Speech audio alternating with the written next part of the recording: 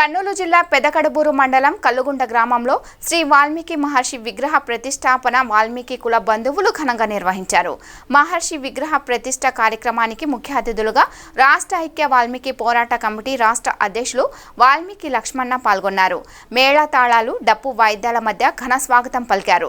తదనంతరం రాష్ట్ర ఐక్య వాల్మీకి పోరాట కమిటీ రాష్ట్ర అధ్యక్షులు వాల్మీకి లక్ష్మణ మాట్లాడుతూ దాదాపు 40 సంవత్సరాల క్రితం వాల్మీకి సంఘాన్ని స్థాపించి అప్పటి నుంచి ఇప్పటి వరకు నిరంతరాయంగా పోరాటం చేస్తూనే ఉన్నామన్నారు.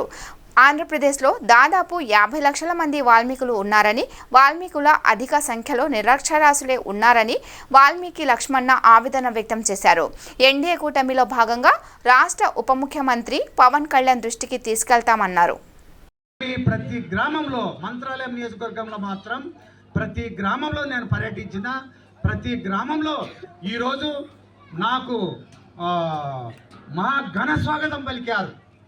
ఈ రాష్ట్ర అధ్యక్షుడు నేను లక్ష్మణ గారికి, మరియు రాష్ట్ర ఉపాధ్యక్షుడు జగాపురం చిన్నీరణ గారికి, మరియు మన త్వరలో మన రాష్ట్రానికి రాబోయే ముఖ్య నాయకుడు మన కొండయ్య గారు, ఈయన చెప్పండి, మన కొండయ్య గారు తొందరలో మనము ఆయన్ని రాష్ట్ర నాయకత్వంలో కూడా ఆయన్ని మనము భాగస్వామి కల్పిస్తున్నాము తొందరలో.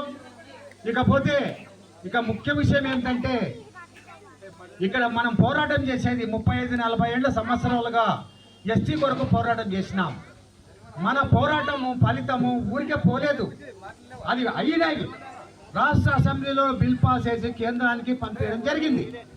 కేంద్రంలో ఇప్పుడు ప్రస్తుతం పెండింగ్లో ఉంది. ఇకపోతే వాల్మీకి కార్పొరేషన్ ఏర్పాటు చేయమని చెప్పాము. అప్పుడు వైఎస్ రాజశేఖర రెడ్డి హయాంలోనే వాల్మీకి కార్పొరేషన్ ఏర్పాటు చేయడం జరిగింది. ఇప్పుడు ఆ వాల్మీకి కార్పొరేషన్కు ఫండ్స్ ఇప్పుడు ఈ ఎన్డీఏ కూటమిలో మేము కూడా భాగస్వామ్యం ఉన్నాం కాబట్టి ఫండ్స్ రిలీజ్ చేపించి మీ అందరికీ కూడా మీకు లోన్లు అందేటట్లు చేస్తానని ఈ సభాముఖంగా నేను చెబుతున్నా.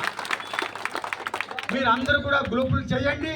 తప్పకుండా ఈసారి వాల్మీకి కార్పొరేషన్కి కొన్ని 100 కోట్లు లేదా కొన్ని 1000 కోట్లు ఆ కార్పొరేషన్కి వేసేటట్లు ఏర్పాటు చేస్తామని ఈ సభాముఖంగా కూడా మీకు తెలుపుతున్నా.